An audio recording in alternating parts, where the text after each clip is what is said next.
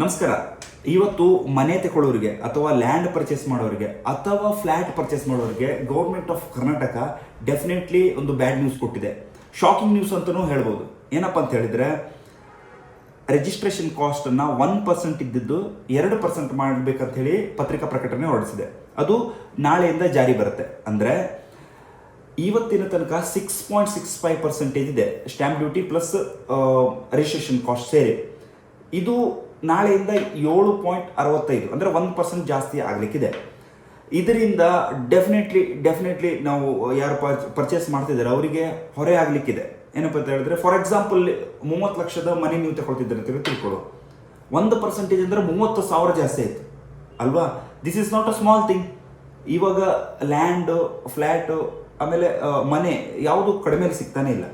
Okay, ಇದು ಇವತ್ತಿಂದ ಅಂದರೆ ನಾಳೆಯಿಂದ ಯಾರೆಲ್ಲ ತಗೊಳ್ತಾ ಇದ್ದೀರಾ ಅವರಿಗೆ ಡೆಫಿನೆಟ್ಲಿ ಹೊರೆ ಆಗಲಿಕ್ಕಿದೆ.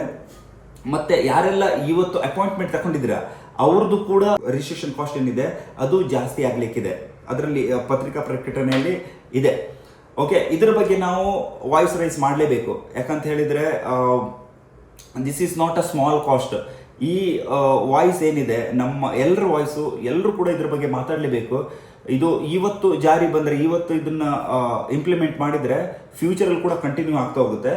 ಸೊ ಅದಾಗೋಕ್ಕಿಂತ ಮುಂಚೆ ಗೌರ್ಮೆಂಟ್ಗೆ ಈ ವಾಯ್ಸನ್ನು ನಾವು ಕಳಿಸ್ಲೇಬೇಕಾಗಿದೆ. ಸೊ ಇದಿಷ್ಟು ಹೇಳ್ತಾ ಈ ವಿಡಿಯೋನ ಇಲ್ಲಿಗೆ ಎಂಡ್ ಮಾಡ್ತಾ ಇದ್ದೇನೆ. ನಾನು Vinod Karvi from valuables loans. Thank you.